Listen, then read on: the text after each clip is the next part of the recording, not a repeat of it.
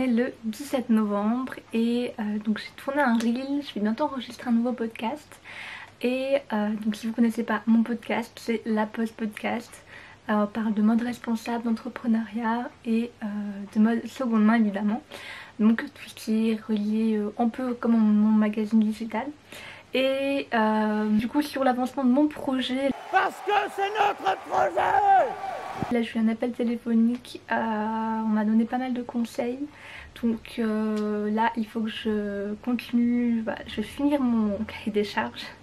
Il est hyper long à faire mais je veux vraiment qu'il soit bien construit avec tous les détails que je veux dedans. Et on m'a conseillé de faire, donc je vais contacter des écoles donc qui peuvent me faire un MVP. Donc qu'est-ce qu'un MVP? Donc un MVP en fait c'est un produit minimum viable, donc dans n'importe quel domaine, que ce soit un site web, une voiture, n'importe quel objet ou produit que vous voulez développer en fait. Toute l'évolution du processus de création, au fur et à mesure, voir les tests et voir ce qui peut être amélioré, ce qui peut être enlevé, ce qui est bien ou pas bien. Et du coup moi pour mon site on me conseille pareil de faire ça. Sauf comme là on m'a expliqué que par exemple une école peut me faire un MVP pour une telle somme, donc à peu près moins de 1000 €, et que je peux faire un test sur le marché, donc avec les friperies et les clients, et voir si mon projet vaut vraiment le coup pour après investir dedans la somme qu'il faut, vu que c'est une très grande somme. Je vous en parlerai prochainement. Et là du coup je suis en train de voir sur un site d'une école, donc nous créons votre MVP gratuitement. Donc votre projet nécessite un site web ou une application mobile à faire développer. Vous n'avez ni les moyens financiers, comme tout jeune entrepreneur ou start-up au début, on n'a rien, ni les compétences techniques pour accomplir cette lourde tâche. Petit point évidemment, avec mon travail que j'ai eu avant, j'avais commencé à économiser. Mais bon, avec le salaire que j'avais c'était pas grand chose, mais il fallait un peu plus de temps. J'ai eu également mes parents qui m'ont un peu aidé.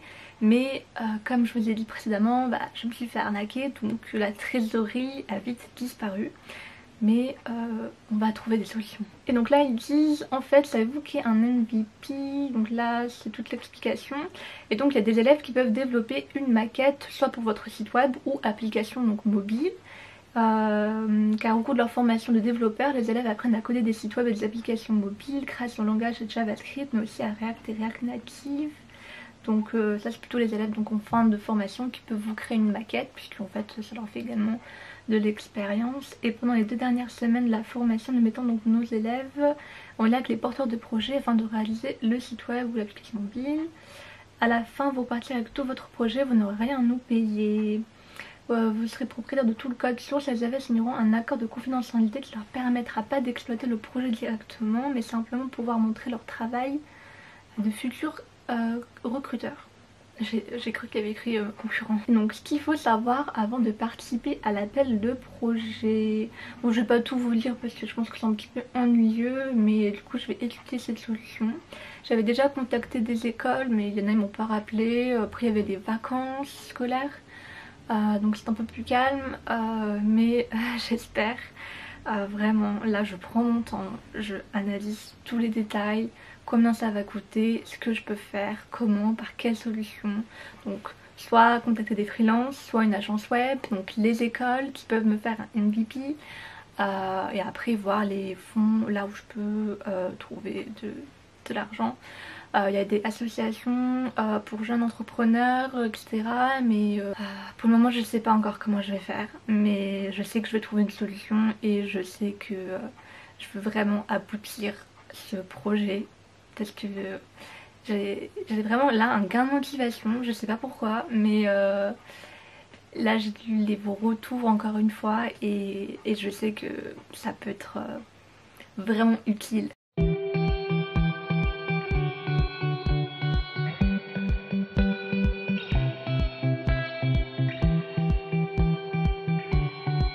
Donc là j'ai tourné une vidéo, un reel pour Instagram, et j'ai aussi enregistré donc mon podcast, et je vais continuer maintenant à faire un peu de contenu donc pour le magazine, pour mon compte perso, et aussi travailler sur mon projet pour le développer. Et je vais vous montrer à quoi ressemble le lit quand on fait les reels. Ça ressemble à ça. Il y en a de partout. Voilà. Et après il faut tout ranger évidemment. Bon, c'est pas le meilleur trépied, je vous l'ai mis sur un vase. Mais là je travaille sur mon ordi dans le salon. Et j'ai eu une pensée, c'était, donc comme je vous disais, j'ai quitté mon ancien travail qui était dans la vente. Et à ce moment-là, je me suis dit, je savais que c'était temporaire. Et je m'étais dit, de toute façon j'avais déjà l'idée de mon projet. Donc grâce à ce travail-là, j'ai économisé pour. Et je m'étais dit, après ça je lance mon projet, je vais vivre de ma passion, de mon métier que j'aime, de travailler dans ce que j'aime. Et donc je suis toujours à fond dedans. Et je m'étais dit, comme par rapport à la loi d'attraction, je quitte ce travail, je me consacre à temps plein à mon projet et après je le lance et tout fonctionne bien. Et je viens de réaliser, là en fait c'est ce que j'ai fait, enfin j'ai quitté mon travail et là j'ai tout mon temps pour me consacrer dessus. Et en fait c'est ce que je voulais au moment où je travaillais, j'étais toujours là à me plaindre de ce travail de salarié. Et là en fait je suis dans mon salon ou dans ma chambre et je travaille sur mon projet, j'ai que ça à faire en fait.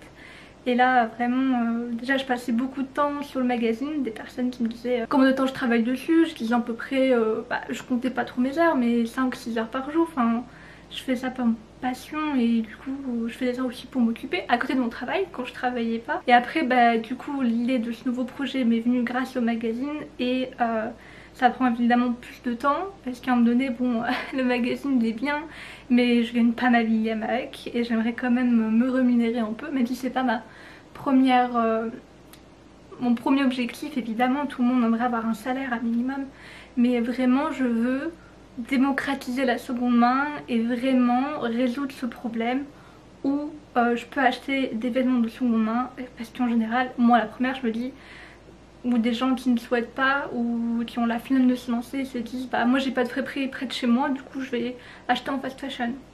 Mais c'est un petit peu simple de dire ça parce qu'il y a toutes plein de solutions. Je vous dis avec internet évidemment il y a déjà Vinted mais il y en a plein d'autres sites de seconde main où il y a des particuliers qui envoient leurs vêtements, il y a les pros qui les revendent, enfin il y en a énormément sauf que les gens ils n'ont pas envie de chercher, ça prend du temps. Donc quand on a une vie de famille, un travail évidemment on n'a pas le temps de passer sa soirée à chercher telle chemise, telle veste.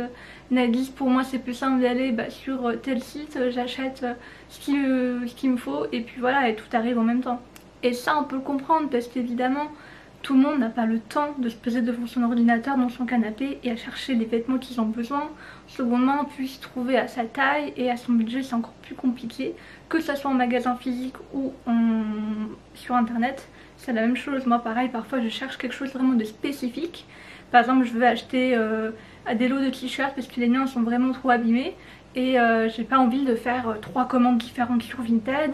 En plus au lieu de payer par exemple 5 € t-shirt, tu vas payer 10 € la commande, donc ça va revenir plus cher, plus le temps que ça arrive, tu sais jamais sur quel état, comment, enfin moi j'ai quand même eu pas mal de chance quand j'ai commandé sur Vinted mais il y a des personnes qui ont vraiment de mauvaises expériences. Et au final c'est sûr qu'on se lance sur un site de fast fashion, on met 3-4 t-shirts, on sait que ça arrive normalement en bon état pareil. Mais bon, des t-shirts en coton, on peut pas trop se tromper, mais ça arrive et puis voilà, on a ce qu'on a besoin. Quand on cherche vraiment quelque chose de spécifique, ça peut être compliqué. Après évidemment, si vous voulez aller chiner, fouiller dans les friperies et trouver une perle rare, une pépite que vous savez pas, que vous allez tomber dessus, évidemment ça c'est toujours plus gratifiant. On est fier de montrer ses achats, que personne n'aura la même pièce. Mais quand c'est quelque chose de spécifique, par exemple un jean, un t-shirt, une veste, des chaussures, et aussi les chaussures, bon après c'est délicat. Les chaussures, sous-vêtements, chaussettes, il y en a beaucoup qui sont achetés en seconde main. Mais quand il y a des alternatives qui existent, comme il y a une marque récente je crois qui ont lancé l'upcycling avec des soutiens-gorge. Après évidemment on ne peut pas convaincre tout le monde mais il y a des alternatives comme les vêtements de seconde main pour le sport aussi.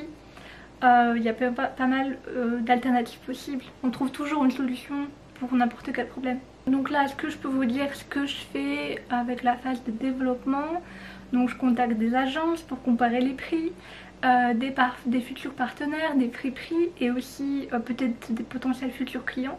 Donc je vais faire le Google Form et comme ça il y aura pas mal de nouvelles réponses qui pourront m'aider pour l'avancement du projet petit à petit.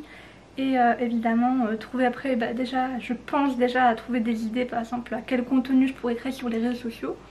en avance, donc les posts Instagram, les vidéos, quel contenu serait utile pour les personnes qui souhaitent acheter en seconde main, et évidemment pour les friperies, pour les mettre en avant, d'essayer de faire quelque chose de nouveau même si c'est compliqué, comme des interviews, des podcasts, quelque chose comme ça. Pas juste faire les vidéos, 3 friperies à vous présenter et on met les 3 photos en diaporama. Enfin, moi j'aime bien ce contenu, mais pour moi c'est un petit peu lassant et c'est vraiment du contenu pour faire du contenu vite fait, bien fait. Moi j'aime bien quand les vidéos sont construites, que quand même on voit qu'il y a un travail derrière. Et vous me le dites et ça fait super plaisir qu'on voit que je passe du temps derrière les créations, les posts Instagram déjà par exemple que je fais. Et on m'a souvent complimenté que mon travail était très professionnel, alors que j'ai même pas fait d'études de mode ou journalisme. Mais c'est parce que je suis passionnée et je me dis que la passion, quand on aime quelque chose, on peut avoir tous les beaux diplômes du monde, ça aidera pas.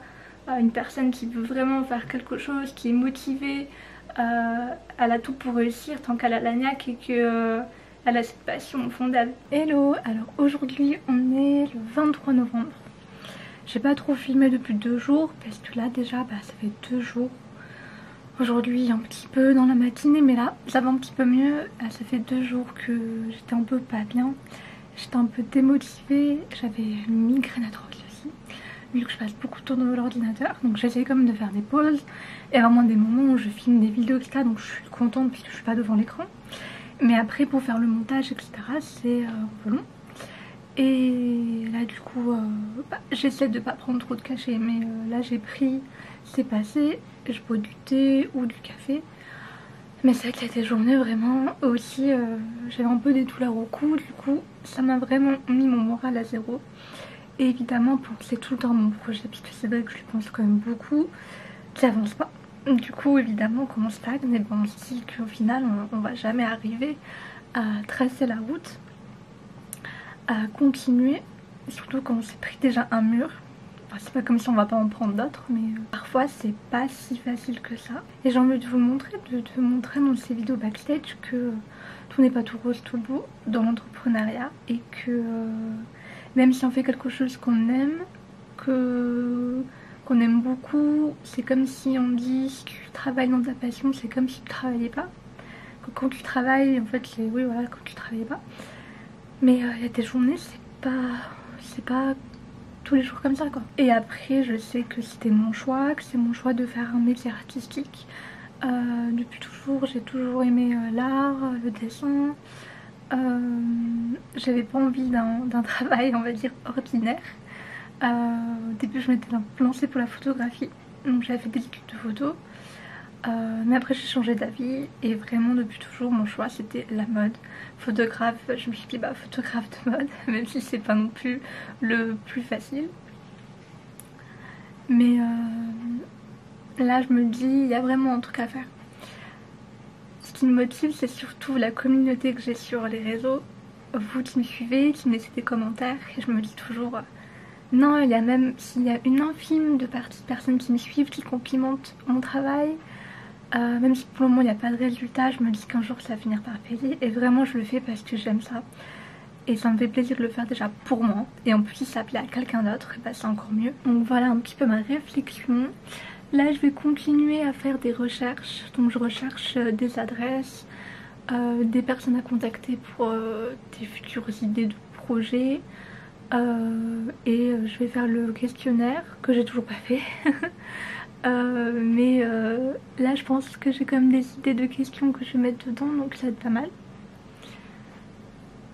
Après j'ai aussi fait des appels, un appel d'association pour faire avoir un mentor, donc pour avoir quelqu'un qui me guide un peu dans mon projet, qui me donne des conseils. Donc je me suis dit pourquoi pas, vu que c'est pris en charge par l'État. Si vous avez moins de 30 ans, donc entre 18 et 30 ans, ça s'appelle un jeune à mentor. Donc je vous mettrai tous les liens là. Et c'était la BPI France qui m'a conseillé ça. Après il y a plein d'autres organismes, il n'y a pas que celui-là. Mais je vous mettrai le lien en barre d'infos si ça vous intéresse. Et après j'ai plein d'autres contacts que j'ai pas encore contactés, mais je fais étape par étape. Là je finis, je fais les devis et après on va trouver les nouvelles solutions. J'ai regardé aussi la vidéo de Ectomorph sur l'entrepreneuriat et je vous invite à aller la regarder. Donc je pense que d'ici que je publie ce vlog, ça sera déjà publié il y a longtemps. Mais je vous mets le lien en barre d'infos. Vraiment, elle est hyper instructive. Bon, elle est pas tout à fait complète, évidemment, il y a plein d'autres choses à dire, il y a toujours des choses à rajouter. Et que, évidemment, on peut toujours réussir, faut s'en donner les moyens. Et évidemment, faut travailler dur parce que c'est pas juste en disant je vais réussir et si tu fais rien dans ton canapé, bah évidemment que ça va pas aller loin. Donc ça prend du temps, de l'investissement, de la patience, mais faut être courageux. Comme on dit, ne pas abandonner, même si c'est dur parfois. C'est comme la vidéo, ah oui, il y avait 2 vidéos que j'ai beaucoup aimées.